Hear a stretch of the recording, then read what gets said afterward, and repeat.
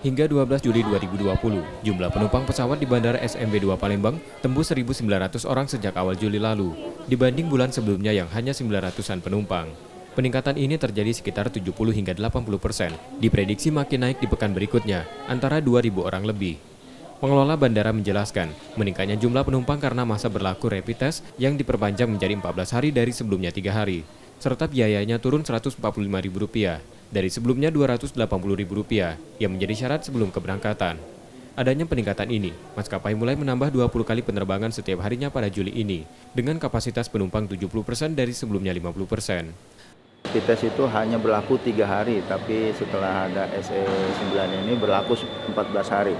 Nah, terkait dengan itu, ada memang peningkatan yang lumayan ya, dibanding dengan bulan Juli lalu. Bulan Juni itu penerbangan hanya 900 sampai 1000 pergerakan penumpang.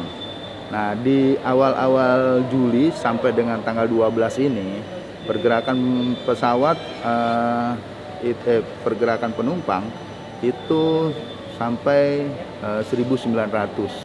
Sejak 12 Juli kemarin, jam operasional Bandara SMB 2 Palembang mulai pukul 6 pagi hingga 8 malam diperpanjang 12 jam, dari 8 jam beroperasi. Otoritas bandara juga memperketat aturan protokol kesehatan COVID-19 di seluruh wilayah bandara dan pembersihan secara berkala. Reski Oktora, Moklas Diferensial, Trivida, Kompas TV, Palembang.